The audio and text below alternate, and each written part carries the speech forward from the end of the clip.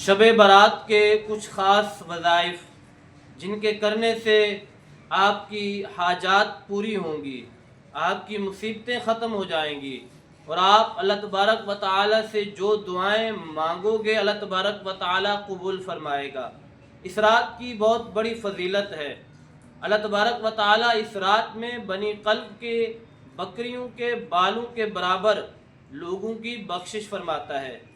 یہ وہ رات ہے کہ اس رات میں اللہ تبارک و تعالی آئندہ سال کے تمام معاملات لکھ دیتا ہے۔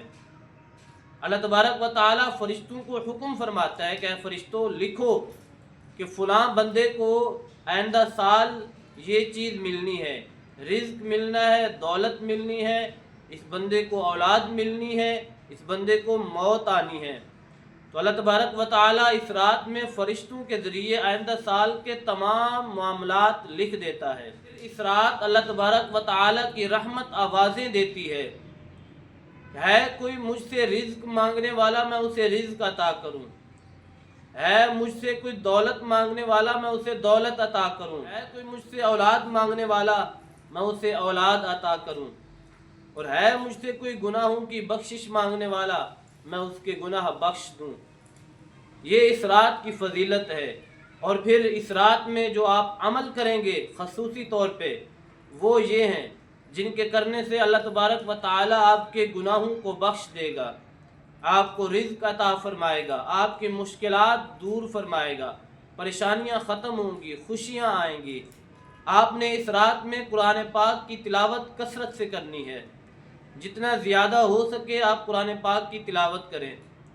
اس کے علاوہ خصوصی طور پہ 3 مرتبہ سورہ یاسین کی تلاوت کریں، سورہ دخان پڑھیں، سورہ فاتحہ کی تلاوت کریں کثرت کے ساتھ، اور پھر کم از کم 500 مرتبہ آیت کریمہ لا الہ الا انت سبحانک انی کنت من الظالمین، اس آیت کریمہ کی تلاوت کریں 500 مرتبہ۔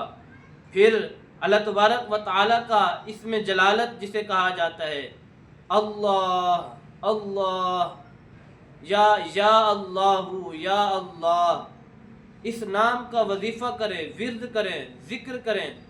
انشاءاللہ العظیم جب یہ سارے اعمال کریں گے آپ، پھر اللہ تبارک و تعالیٰ سے دعا مانگیں، انشاءاللہ العظیم آپ کی ہر دعا اللہ تبارک و تعالیٰ قبول فرمائے گا، اور پھر آپ کی تمام مصیبتیں، پریشانیاں، دکھ، تکلیفیں دور فرمائے گا، آپ کی نیک حاجات، خواہشات، دلی آرزوئیں پوری فرمائے گا۔